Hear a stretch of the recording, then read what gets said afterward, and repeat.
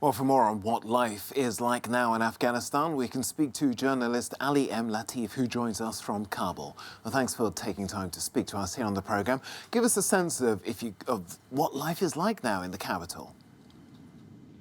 Now it's the third day of Taliban rule, and finally things are starting to return to a little bit of normal in the city of Kabul. You know, stores are opening back up, restaurants are opening back up, there's more traffic on the streets. There's still a small amount of women out on the streets. It's mostly all men at this point. And still the amount of people is less than normal, but it's still much, much, much more than it was the last 2 days. And compared to the last 2 days, there's very few Taliban out visibly on the streets at this point.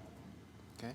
And what about beyond the capital? We've had horrifying reports of, in places, more rural areas where women have been subjugated, despite what the Taliban have claimed about allowing women and young girls to go and continue with education, for example. Some have been shut out, according to what we've heard.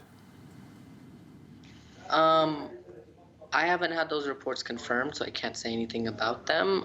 But for instance, in the city of Jalalabad today, there was a protest where people took down the Taliban's Islamic Emirate flag and put back up the old black, red, and green flag. And apparently, there are reports that there may have been shootings on the people.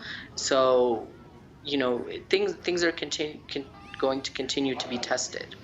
And it's very much the onus is on the Taliban to prove to the people that they can stick by their word, that they can stand by their word. Well, he took a step towards trying to prove that with that press conference yesterday, that remarkable event. What was your reading of it? I think that, obviously they were on their best behavior. They were saying what the whole world wanted to hear. But what was very important about it is that now we finally have a face to the name Zabiullah Mujahid. And because he said it very publicly in, 2 languages, and then it was also translated in English when it needed to be, it's now officially on the record.